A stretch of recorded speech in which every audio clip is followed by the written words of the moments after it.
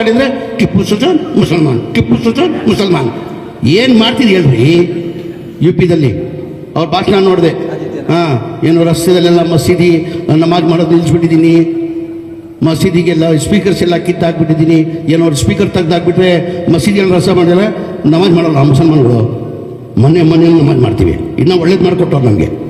ಏನು ಅಭಿವೃದ್ಧಿ ಮಾಡಿದಾರೆ ಹೇಳ್ರಿ? ಕೇಂದ್ರದಲ್ಲಿ ಅವ್ರದೇ ಸರ್ಕಾರ ಇದೆಯಲ್ಲ, ಏನು ಅಭಿವೃದ್ಧಿ ಅಂತ ಹೇಳಕ್ಕಿಲ್ಲ. ಯಾವತ್ತರ ಮಂದಿನ ಇಲ್ಲಿದ್ದಾರಾ? ಇಂಥ ಅಭಿವೃದ್ಧಿ ಕೆಲಸ ಮಾಡಿದ್ದೀವಿ, ಬಡವರಿಗೆ ಮಾಡಿ ಅಂತ ಯಾವತ್ತನ ಹೇಳಿದಾರಾ? ಸಚಿವರೇ ಹೇಳಿದ್ರು ಹೆಚ್ಚುವರಿ ಪವರ್ ಸೆಂಟರ್ಗಳಿಂದ ಸಿದ್ದರಾಮಯ್ಯನವರೆಲ್ಲ ಒಂದ್ ಕಡೆ ಅಸಹಾಯಕರಾಗಿದ್ದಾರೆ. ನಮ್ಮ ಕಾಂಗ್ರೆಸ್ ಪಕ್ಷದಲ್ಲಿ ಒಂದೇ ಪವರ್ ಸೆಂಟರ್, ಅದು ಹೈಕಮಾಂಡ್. ಖರ್ಗೆ ಸಾಹೇಬ್ರು, ರಾಹುಲ್ ಗಾಂಧಿ, ಎರಡೇ ಪವರ್ ಸೆಂಟರ್, ಬೇರೆ ಪವರ್ ಸೆಂಟರ್ ಇಲ್ಲ. ಇದು ಇನ್ನೊಂದು, ಈಗ ಬಿಜೆಪಿ ಅವರು ಪ್ರೊಟೆಸ್ಟ್ ಇಟ್ಕೊಂಡಿದ್ದಾರೆ. ಏನಕ್ಕೆ? ರಾಹುಲ್ ಗಾಂಧಿ ಅವರು ಚುನಾವಣಾ ಅಕ್ರಮದ ವಿರುದ್ಧ ಪ್ರೊಟೆಸ್ಟ್ ಮಾಡ್ತಾ ಇದ್ದಾರೆ 8ನೇ ತಾರೀಕು. ಅದೇ ಸಮಯಕ್ಕೆ ಇವ್ರು ಇಟ್ಕೊಂಡಿದ್ದಾರೆ ಆಗಸ್ಟ್. ಈಗ ಇವತ್ತು ಅವರು ಬೇಕಂತಾನೆ ಮಾಡ್ತಾ ಇದ್ದಾರೆ. ಈಗ ರಾಹುಲ್ ಗಾಂಧಿ ಕಾರ್ಯಕ್ರಮ ಇವತ್ತು, ಕಾರ್ಯಕ್ರಮ 5ನೇ ತಾರೀಕು ಇವತ್ತಿದ್ದು. ನಮ್ಮ ಮಾಜಿ ಮುಖ್ಯಮಂತ್ರಿ ಸುಬ್ಬು ಸೊರೇನ್ ಅವರು ನಿಧನ ಹೊಂದಿದ ಕಾರಣಕ್ಕೆ 8ನೇ ತಾರೀಕು ಕಾರ್ಯಕ್ರಮನ ಹಮ್ಮಿಕೊಂಡಿದ್ದೀವಿ.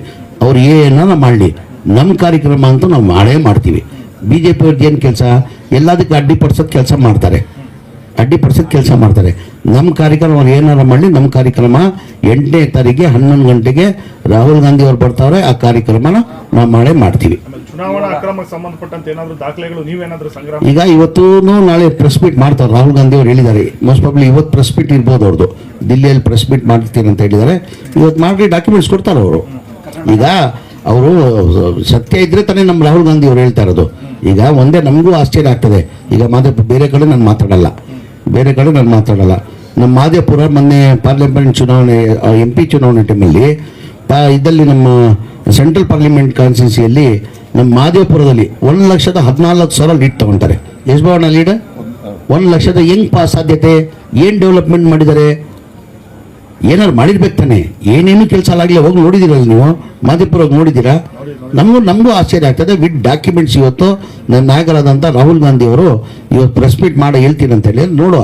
ಪ್ರೆಸ್ ಮೀಟ್ ಮಾಡುವಾಗ ಮಾತಾಡುವ. ಬಿಜೆಪಿ ಅವರು ಹೇಳ್ತಿರೋದು ಏನಂದ್ರೆ, ಸರ್, ಎಲೆಕ್ಷನ್ ನಡೆದು 45 ದಿನಗಳೊಳಗೆ ಇವರು ಅಕ್ರಮ ಇದ್ರೆ ಆಗ್ಲೇ ಸಾಕ್ಷಿ ಬಿಡುಗಡೆ ಮಾಡಬೇಕಾಗಿ.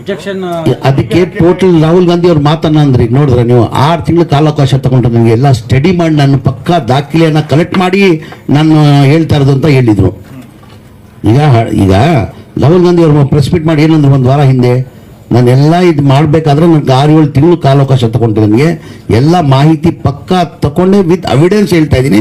ಇವತ್ತು ಪ್ರೆಸ್ ಮೀಟ್ ಮಾಡಿದ್ರೆ ಗೊತ್ತಾಗ್ತದೆ ಸರ್. ಈಗ ಮತ್ತೆ ಯೋಚನೆ ಇದ್ದಿದ್ದು ಡ್ಯಾಮಲ್ಲಿ ಬರಬೇಕಂತ,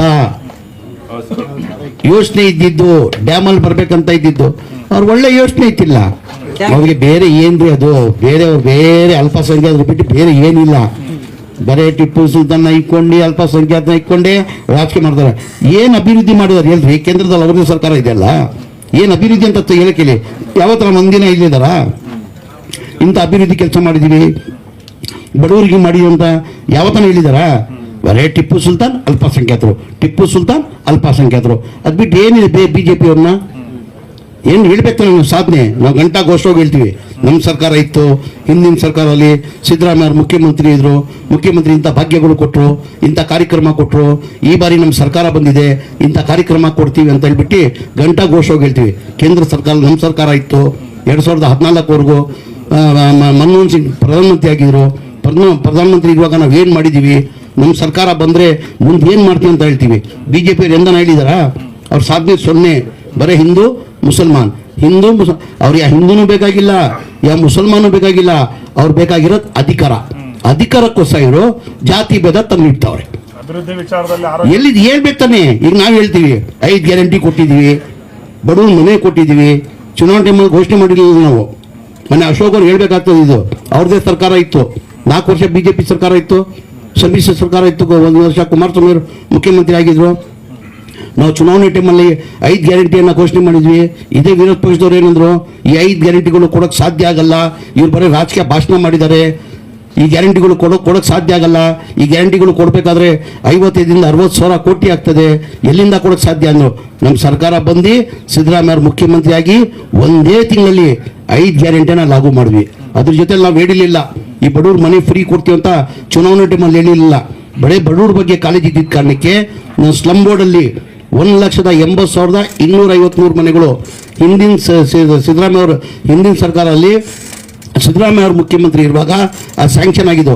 ಅದಾದಮೇಲೆ ಸಮ್ಮಿಶ್ರ ಸರ್ಕಾರ ಬಂತು, BJP ಸರ್ಕಾರ ಬಂತು, ಒಂದು ಮನೇನೂ ಸ್ಯಾಂಕ್ಷನ್ ಮಾಡಿಲ್ಲ, ಒಂದು ಮನೇನೂ ಕೊಡೋಕ್ಕೆ ಸಾಧ್ಯ ಆಗಿಲ್ಲ. ನನ್ನ ಗಮನಕ್ಕೆ ಬಂದಾದ್ಮೇಲೆ ನನ್ನ ಮನೆ ಮುಖ್ಯಮಂತ್ರಿಗಳಿಗೆ ಹೆಂಗೋಪ ಹೋಗಿ ಹೇಳೋದು, ಈ ಗ್ಯಾರಂಟಿಗಳಿಗೆ 55ರಿಂದ 60 ಸಾವಿರ ಕೋಟಿ ಆಗ್ತದೆ. ಈ ಮನೆಗಳು ಕಟ್ಟಬೇಕಾದ್ರೆ ರಾಜೀವ್ ಗಾಂಧಿದು ಮತ್ತು ಸ್ಲಮ್ ಬೋರ್ಡ್ದು 1,80,000 ಸ್ಲಮ್ ಬೋರ್ಡ್ದು, ರಾಜೀವ್ ಗಾಂಧಿ 47,860 ಮನೆ, ಒಟ್ಟಾಗಿ 2,30,000 ಮನೆ ಕಂಪ್ಲೀಟ್ ಆಗಬೇಕಾದ್ರೆ 9,500 ಕೋಟಿ ಬೇಕಾಗ್ತದೆ. ಹೆಂಗಪ್ಪ ಮನೆ ಮುಖ್ಯಮಂತ್ರಿಗಳಿಗೆ ಹೇಳೋದು, ಈ ಗ್ಯಾರಂಟಿಗಳಿಗೆ 55ರಿಂದ 60 ಸಾವಿರ ಕೋಟಿ ಆಗ್ತದೆ, ಹೆಂಗೆ ಹೇಳೋದಂತ ಧೈರ್ಯ ಮಾಡಿ ಮನೆ ಮುಖ್ಯಮಂತ್ರಿ ಗಮನಕ್ಕೆ ತಂದೆ.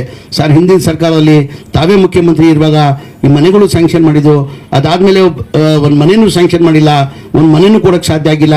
ಬಡವರು ಬೀದಿಯಲ್ಲಿದ್ದಾರೆ ಸರ್, ಬಡವರು ಬೆನಿಫಿಷರಿ ಪೇಮೆಂಟ್ ಕೊಡೋಕ್ಕೆ ಸಾಧ್ಯ ಆಗಲ್ಲ. ನಾನು 7.5 ಲಕ್ಷ ಆಗ್ತದೆ ಒಂದು ಮನೆ ಕಟ್ಟಕ್ಕೆ. ಕೇಂದ್ರ ಸರ್ಕಾರದಿಂದ ಪ್ರಧಾನಮಂತ್ರಿ ಪರಿಷತ್ತು ಸರ್, ಪ್ರಧಾನಮಂತ್ರಿ ಆವಾಸ್ ಯೋಜನೆ ಅಂತ 1.5 ಲಕ್ಷ ಕೊಡ್ತಾರೆ. ಅದಕ್ಕೆ 18% GST ಆಗಿಬಿಟ್ಟು 1,32,000 ವಾಪಸ್ ಕೊಡ್ತಾರೆ. ನಾಮಕೆ ವ್ಯವಸ್ಥೆ ಕೊಡ್ತಾವ್ರೆ. ನಾನು ಭಾಳ ಸತಿ ಸದನದಲ್ಲಿ ಹೇಳಿದೆ, ಅಸೆಂಬ್ಲಿಯಲ್ಲಿ ರಿಕ್ವೆಸ್ಟ್ ಮಾಡಿಕೊಂಡ್ರೆ BJP ಸ್ನೇಹಿತರಿಗೆ, ನಿಮ್ಮದೇ ಸರ್ಕಾರ ಇದೆಯಲ್ಲ ಸರ್ ಕೇಂದ್ರದಲ್ಲಿ, ದಯಮಾಡಿ ಬಡವ್ರ ಮನೆ ಕಟ್ಟಕ್ಕೆ GST ಹಾಕೋದು ಬೇಡ ಅಂತ ಹೇಳಿ ಸರ್ ಅಂತ ಅವ್ರಿಗೂ ಕೇಳ್ಕೊಂಡಿದ್ದೀನಿ ನಾನು. ಹಂಗಂತ 1.5 ಲಕ್ಷ ಕೇಂದ್ರ ಸರ್ಕಾರದಿಂದ ಸಬ್ಸಿಡಿ ಬರ್ತದೆ, ರಾಜ್ಯ ಸರ್ಕಾರದಿಂದ 1.5 ಲಕ್ಷ ಕೊಡ್ತಾರೆ. 7.5 ಲಕ್ಷದಲ್ಲಿ 3 ಲಕ್ಷ ಹೋದರೆ ಎಷ್ಟು ಉಳಿತು? 4.5 ಲಕ್ಷ ಬೆನಿಫಿಷಿಯರಿ ಪೇಮೆಂಟ್ ಕಟ್ಟಬೇಕಾಗಿತ್ತು. 2,30,000 ಮನೆಗಳಿಗೆ 9,000 ಕೋಟಿ ಕಟ್ಟಬೇಕಾಗಿತ್ತು. ಬರೇ 310 ಕೋಟಿ ಬಂದಿದೆ 8 ವರ್ಷದಲ್ಲಿ. ಯಾರು 5,000 ಕೊಟ್ಟವ್ರೆ, ಯಾರು 10,000 ಕೊಟ್ಟವ್ರೆ, ಯಾರು 15,000 ಕೊಟ್ಟವ್ರೆ. ಬಡವ್ರು ಕೊಡೋಕ್ಕೆ ಸಾಧ್ಯ ಆಗಲ್ಲ. ಮನೆ ಮುಖ್ಯಮಂತ್ರಿ ಗಮನಕ್ಕೆ ತಂದೆ, ಸರ್ ಹಿಂಗೆ ಬಡವ್ರು ಕೊಡೋಕ್ಕೆ ಸಾಧ್ಯ ಆಗಲ್ಲ, ನಾವೇ ಸರ್ಕಾರ ವತಿಯಿಂದ ಕಟ್ಟಬೇಕಾಗ್ತದೆ ಸರ್. ಈಗ ಜನ ಬೀದಿಯಲ್ಲಿದ್ದಾರಂತ ಅವ್ರ ಬಡವ್ರ ಬಗ್ಗೆ ಕಾಲೇಜ್ ಇದ್ದಿದ್ದ ಕಾರಣಕ್ಕೆ ಸಿದ್ದರಾಮಯ್ಯ ಅವರು ಒಪ್ಕೊಂಡು ಆಯಿತು 4 ಲಕ್ಷ ನಾನೇ ಕೊಡ್ತೀನಿ ಡಿಫ್ರೆನ್ಸ್ ಮಾಡೋದು.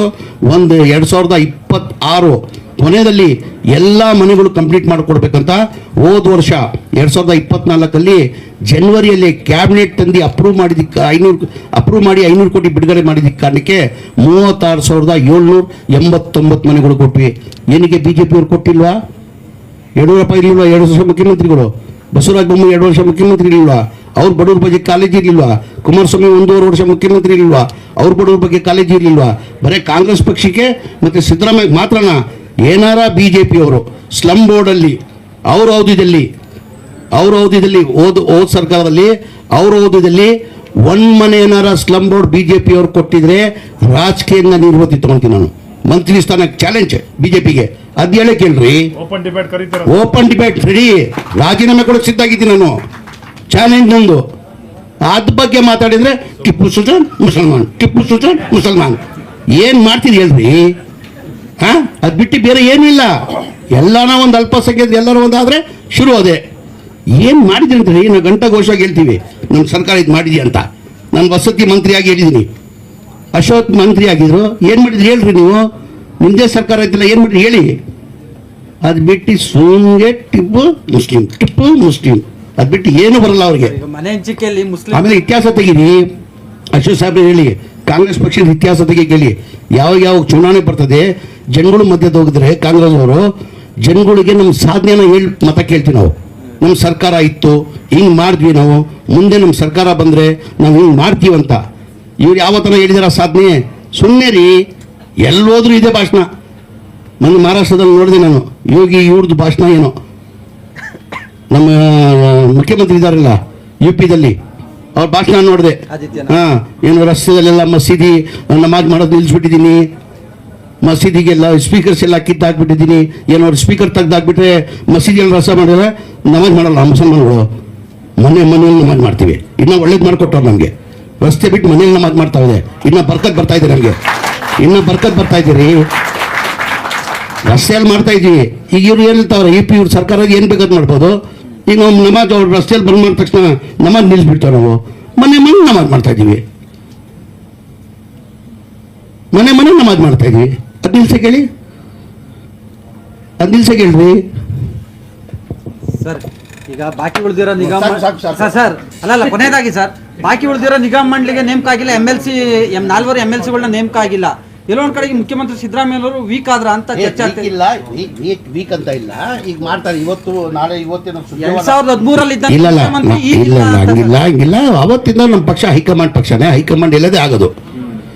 ಸಿದ್ದರಾಮಯ್ಯ ಸಾಹೇಬ್ರು ಅವರು ಪ್ರಪೋಸಲ್ ಕೊಡ್ಬೋದು, ಆಗೋದು ಹೈಕಮಾಂಡ್ ಹೇಳ್ದಂಗೆ. ಯಾವತ್ತಿಂದನೂ ನಮ್ಮ ಹೈಕಮಾಂಡ್ ಪಕ್ಷ, ಹೈಕಮಾಂಡ್ ಹೇಳ್ದಂಗೆ ಆಗೋದು. ಸ್ವಲ್ಪ ಏನೋ